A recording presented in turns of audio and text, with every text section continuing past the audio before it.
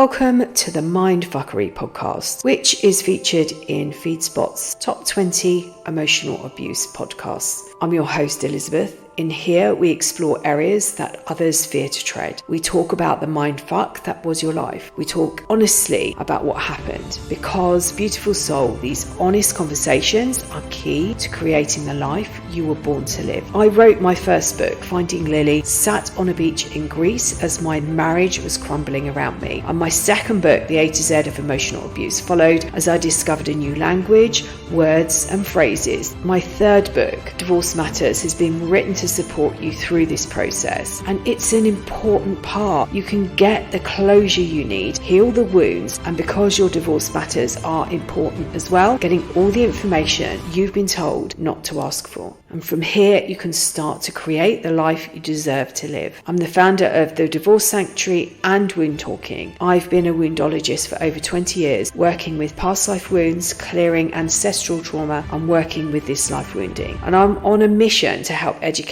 as many people as I can on the effects of trauma on our lives and our children's lives, and healing the wounds of our fathers. It stops here, it stops now, and it stops with us. So welcome along to the journey of a lifetime. Hello and welcome to Season 2, Episode 13. This week, I want to talk about the different places that we hold trauma. Have you ever been in a position where you think, oh my gosh, I've done all this, I've been through this, I've healed this, but for some reason it's all coming up again? On Saturday, I posted a YouTube video about stress responses and whether we were living in a fight, flight, fawn, freeze stress response. We were actually living in that response, and it was going over or talking about the various different responses. So you've got fight and flight, and those are the two that we go to. In an instant, we're making an assessment of what's going on. We find ourselves in a situation and we are born to survive. So we've got all these inbuilt systems in place that will keep us alive. We find ourselves in an experience and we're making a judgment call. Now, we don't actually do that ourselves in a thought process, but our senses are heightened. We're looking around us and working out, scanning our bodies. Do we have enough power? Can we see an escape route? Do we know how to get out of a situation? Have we got enough energy to get out of that? Or have we got enough energy to stay in that situation and fight? And I referenced a talk that Gabor Mate did. It was just the way he explained a child and an environment that isn't safe for a child and how they deal with it. So what he was saying to an audience was, if you were in a position that somebody very close to you is either being rude or you felt threatened by their behaviour, or there was something going on, you didn't like their behaviour, what would you do? And they went through the process of saying, that they could get up and move, they could challenge that person, but they had options. And if it still continued, they could maybe move seats or they could actually leave the area. And he said, I want you to now think of a child in an environment. They're not able to do that. They're not able to leave that family environment. A place that should be safe for them, that isn't safe for them, they actually can't walk away. They won't have the strength to fight an adult. They might have the strength to run away, maybe hide somewhere in a cupboard under a bed or something like that. The other options they've got are freeze and fawn. Fawning is talking your way out of a situation. A lot of people will reference fight, flight and freeze, but fawning is such an important response to inner stand. In these scenarios is where the empath is born, because the empath is the child that is so acutely aware of the change in atmosphere, in temperature, in tone. They feel. When I was teaching Reiki, I'm a Reiki master teacher, I haven't taught for a while in groups, and when I were teaching, I think it was Reiki 1, I used to split the group into two, and I used to send half of the group down to one end of the room. It's quite a long room, and the other half used to go to the other end of the room. The first group were facing the wall, they couldn't see and this is all about feeling and the change in the atmosphere, seeing if they could pick up as somebody approaches them without seeing, whether they could feel that.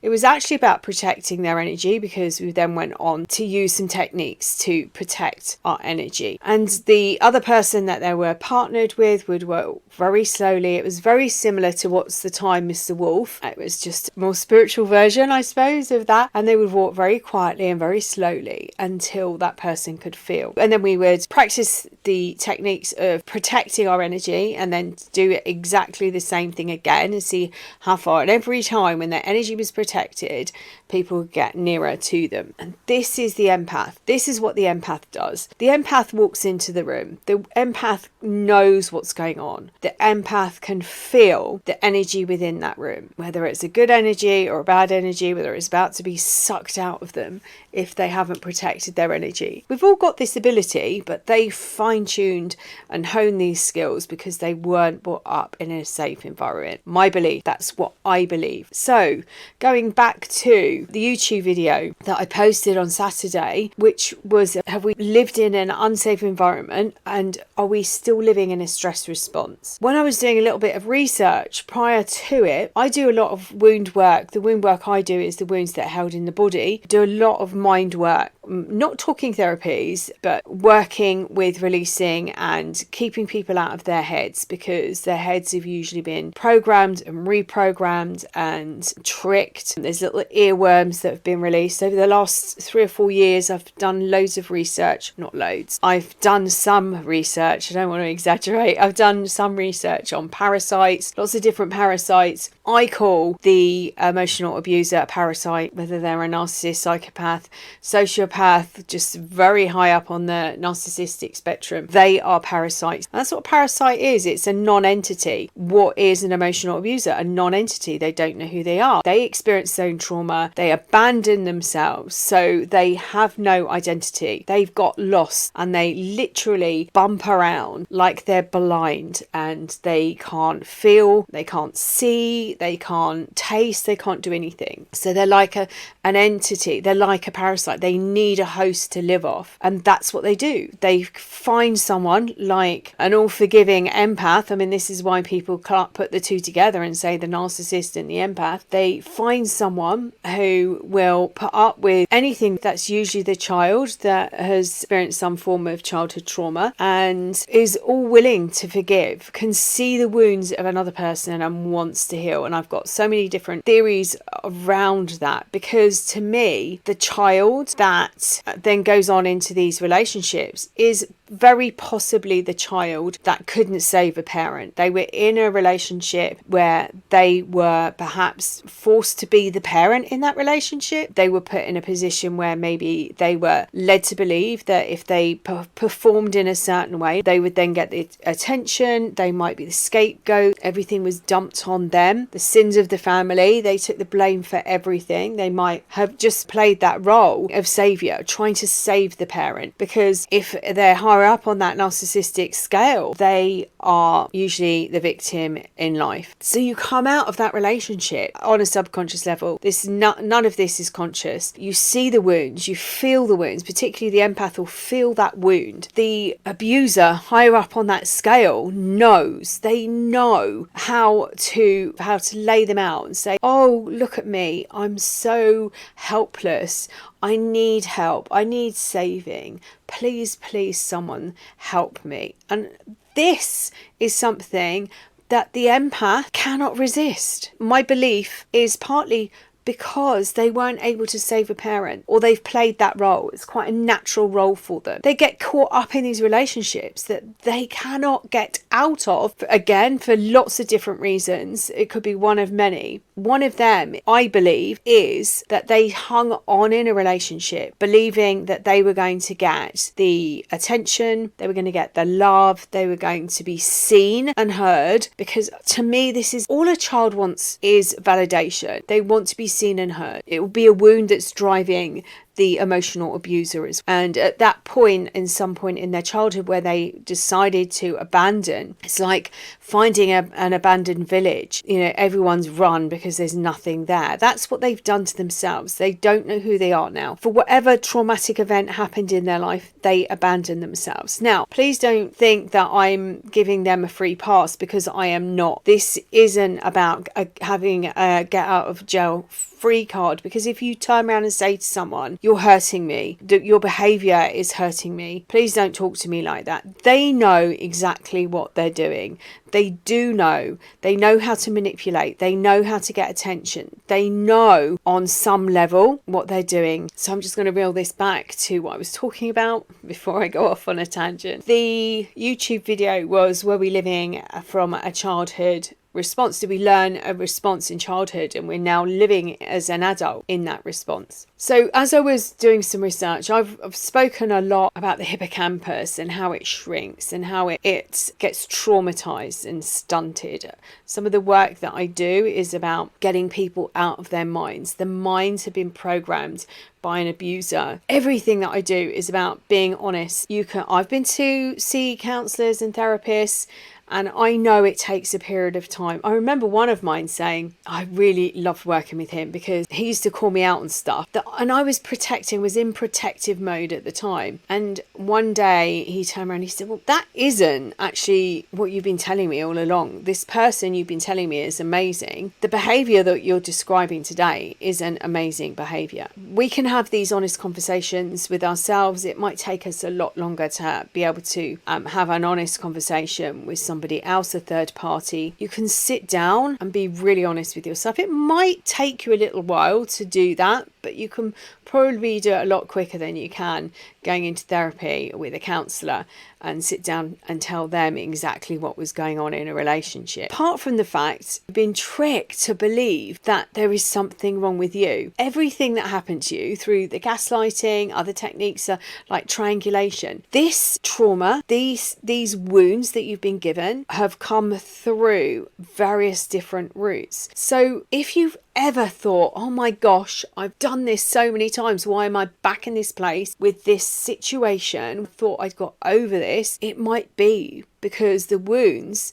lodge in different parts of our body. So I've been working with and uncovering and removing wounds for over 21 years, probably longer than that. But one of the trainings that I did was particularly going in and using certain techniques to remove these wounds that lodge. And I use examples of words. I've spoken about this quite a few times, probably more on YouTube, where you might have heard something or somebody said something and that actually lands in the body like a physical wound, as if somebody stabbed you. Words are so powerful, and they have the ability to heal and they have the ability to hurt. I've got a blog post somewhere called Sticks and Stones, and I have referenced, my grandmother used to have this saying, and it was like, sticks and stones may break my bones, but words will never hurt me. And I knew that was just rubbish. So if you've been in this position where you're thinking, oh my gosh, I've done this so many times, it could be that the trauma, the traumatic event, the words, the situation, the experience, because we take them on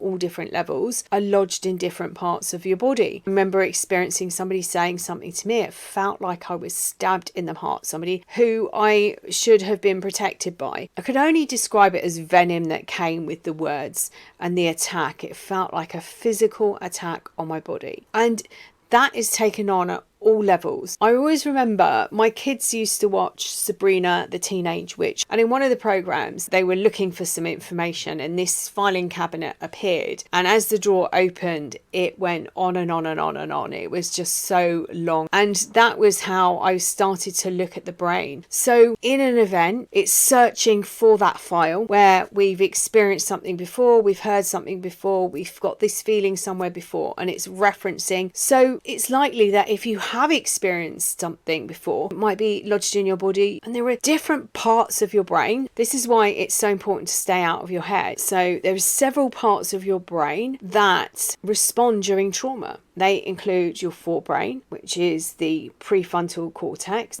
the limbic system, which is located in the center of the brain and the brain stem. So when we experience a traumatic event, we've got adrenaline rushing in, it comes through the body, the memory is then imprinted into the amygdala, which is part of the limbic system. That then holds the emotional significance of that event, including the intensity and any impulse of emotion. It also stores visual images of the trauma, as these are sensory fragments, which is really a memory, which means that the trauma is not stored as part of the story. It's how our senses are experiencing this trauma at the time that it's happening. The limbic system is among the oldest part of our brain in evolutionary terms. So it's found in fish and amphibians and reptiles and mammals. And when I was doing my research for the A to Z of emotional abuse, I discovered or researched that brought in oxytocin. It was actually a two-faced hormone. So although it was called the love hormone, it also, on the opposite side, was holding on and intensifying a memory and an emotion. And so according to neuroscience, the brain actually stores traumatic memories in different locations in the thinking areas of our prefrontal cortex and in the emotional regions of the amygdala and the hippocampus. And this is why our trauma becomes then multi-dimensional. It's more destructive and it's more difficult to process. So it's held in the body, trapped, and in some instances, as a way of protection, it's like locked away in a box. So when I first came into the holistic side, the onion was referenced a lot, peeling back the layers, and you got through one layer and then something else would come up. And this is exactly the same with trauma. Being in a trauma response or a traumatic experience, particularly if this happened or some of this happened in childhood, is exhausting. I used to work with horses. I used to give Reiki to horses, and I had 3 in the similar area quite a few years ago now, and I used to travel over, and one of them used to nearly collapse on me because he was a big huge cob, and the other 2 were in the same stable. And I went back after the first session. One of them was like really flighty when I first started using the Reiki energies on his friend, and then he started to get used to the different energy that was coming through. So I worked on both of them, and I was being really respectful of how he was feeling. I think he had a twisted stomach, I think was one of the issues. When I came for the second visit, they were both in the field, and one came straight up to me and the other one was a little bit more slow. The owner of one of the horses said, "It's just amazing." She said, "I've never ever seen them do this before." When I came up the next day, I think I saw them on the Sunday, and she said when I pulled up on the Monday, they were both on their sides. And she said horses are so flighty, they're on alert all the time. They'll jump at a leaf, predatory animals. And she said, "I've never ever seen them in such a relaxed state." This is what we are. If we've experienced trauma, particularly as a young child that maybe doesn't have or doesn't realise that they're in an unsafe environment. In my book, The A to Z,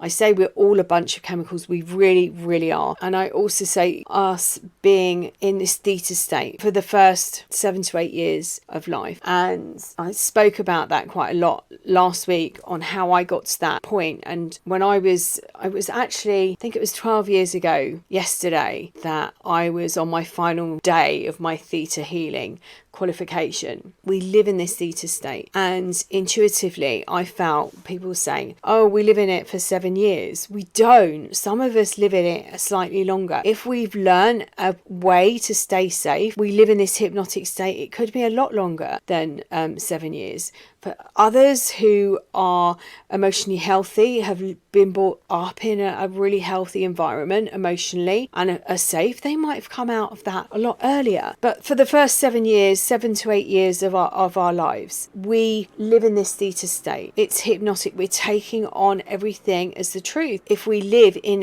an unsafe environment, I can't say that, we will not see that as unsafe. That is normal. That is our normal. And this is why people stay in relationships, because that might be normal to them. They might have experienced that form of abuse. Somebody says to you, how did you not see that as abusive? I mean, there's so many different variations of that statement, because very possibly you didn't know it was abusive because you grew up in an environment that was very similar, where it actually feels quite safe. Why do a lot of people want to get back into that relationship, even though it was abusive, and even though you know on some level it was abusive? Because it feels safe. What doesn't feel safe is being out of it, not knowing how to live, because that person has been told multiple times in multiple ways by multiple people that they cannot trust their own instincts, that they cannot live on their own, that they can't be trusted. And these are the earworms. And the people that are saying this are the parasites. And the parasites want to keep their host. They want something to live off. They want something to feed off. It's an energy source. So when I started looking at parasites about 3 years ago, I think it was, I was hearing all these different ones. I can't name them, and I have still got a book that I need to read called What Parasites Do to Your Brain. I heard different stories. I heard some amazing stories about various different parasites. One of them lives in cats, and its best host is a cat. So it knows to get into a cat, its best chance is to get into a mouse. So it finds a mouse and then waits and lays dormant until a cat attacks the mouse, and it gets in that way. There was another one, lived in fish. And so it used a bird, I think it was, and then as it came out, I think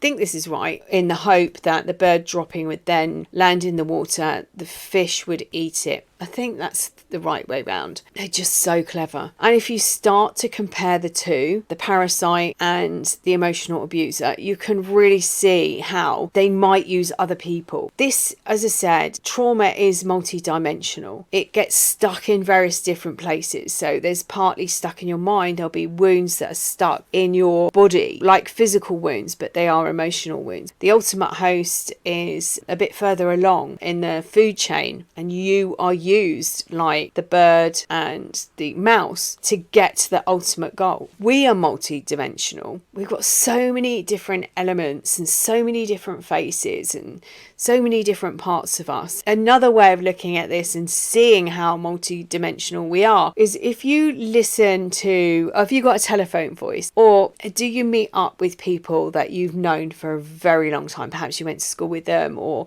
you were teenagers together. Have you got a persona for work and a different one for home life? Maybe joined a club. It might be that you've been part of, say, a football team or netball team or some sort of team, and you've been playing with them for years, and you've got a different character. That is us being multi-dimensional. There are so many different edges. We're multifaceted. We are really diamonds, and we have got so many different faces. The person at work isn't going to see the person who's at home with his or her children or partner or other family members or friends. And it might be that, you go on a team building exercise and you get to see a different side of a person. It might be that you get invited out to an evening out and you think, oh my gosh, I saw you in such a different light at work. You're a different person. We have so many different personalities. We are multi-dimensional, so it makes sense that our trauma is stored in different areas, and it also is multi-dimensional. Healing from emotional abuse isn't linear, and this, like grief, you go up and down. One day you can't imagine life and how you're going to go on with the grief, and then the next day you start to rise out of that and out of those emotions. They're like waves. You're right, it's like riding waves. And healing is the same. But it makes sense that being held in different parts of the brain as to why, as you're peeling back things, it might be safer now for a memory to come up. I was talking earlier on a live that I did, and I was saying about a memory that popped up, and it was of an ex-partner. and something that he'd said to me. And, this was like 30 years ago. All of a sudden it's popped up out of nowhere for me to go, oh, I can see now why and what that person was trying to do and to control a situation. And by saying and making the comments, and they're quite nasty comments, now I can see that was to stop me asking questions, asking for support, looking for more help. Because if you can project onto somebody else, and this again, it's some of these techniques like the gaslighting, triangulation is a huge one because it will also bring different emotions into play. So think about that. That is going to be part of that multi-dimension. It's not just the trauma held in the brain, it's the experience, and this is the complex post-traumatic stress type situation where it's happening multiple times. So you're in a triangle with a partner, ex-partner, and somebody else. Now that person could be real, they could actually be made up and fake. You're being made to feel an emotion. It might be that you feel jealous. It might be that you feel inadequate, not good enough. Your self-esteem is starting to crumble because of the way that you are feeling about this scenario, this person that's in this relationship with you. A famous statement from Princess Diana was, there were 3 of us in the marriage. There was her husband, and the person that her husband was having an affair with. Think about it. If you were triangulated, if you were gaslit, if you were belittled, if you were devalued, these are all bringing up different emotions. They have all different elements, and all of those elements are lodged in different places within the body. So when you are healing and looking at this, the best place to be is actually in your body, out of your mind. Your mind is where the parasite is wandering around. Your mind has had an earworm inserted in, and the words of that earworm taking over. This is why when you can get to that point, you can start bashing the statements. You can start questioning everything that you've been told, and you can start to challenge, but you have to be at a certain point to be doing that. Because if you don't believe that you're right, when you question it, you're going to come up with the evidence. And this is what our brains do. This is why it's safer in our body. Our brains go off, they find that reference point, they go through that huge filing cabinet. And although that information in that filing cabinet might have been infiltrated with a virus that has gone through with your ex-partner, has changed certain codes, they've changed certain words. So everything you go and find, it might not be true, but you're finding information that supports the statement that they've made about you. So stay in your body, ground and breathe. And then when you're ready and you're starting to heal on a certain level, you can have these honest conversations. But by being grounded and being in your body and breathing and calming your nervous system down, you're not jumping at everything. You can start to question. And one of the most powerful things you can do is write your story out. You can write out what happened. Then you've got a reference point, because what will happen is you'll sit there, and I did this many a time, and I sat on the sofa, I go into rumination, this was all my fault. And then if I could write out certain situations and recall them back, and then had a notebook and I'd go back in and read some stuff, I go, oh my God, yeah, no, that wasn't healthy behaviour. To the point where one day I was able to say, if our whole relationship was a lie, why am I believing this one thing, which is my bipolar story, which I'm sure if you've been listening to me for a while, that you've probably heard that one. I held that belief for 6 years until I thought, oh my gosh, our relationship was a lie. The majority of our relationship was a lie. And yet I'm holding on to this belief. And at that point, you get to change everything. I'm hoping it won't take you 6 years. Trauma is exhausting. Be gentle with yourself. Get a self-care package. I'll put a link to my essential criteria for creating the perfect healing plan in below, because there are so many different things, and it's something you can keep going back to and tweaking and changing. Address everything. Start a new month. I think we're at the 4th today. Start a new month with creating a plan for the month, and you might go, do you know what, everything works. Really like the way my life is, and I'm unfolding everything. The journaling or the meditation or the baths or whatever it is, the showers are helping me. I don't need to change anything. And then in 2 or 3 months' time, you go, do you know what? Maybe I need to bring something else in. Healing isn't linear from these relationships, and it probably goes far deeper than you think. And I hope one day you will see the gift that you've been given, because the healing does go much deeper and you can change your life. And it's absolutely amazing. I hope this has been helpful, and I'm sending you loads and loads of love until next time.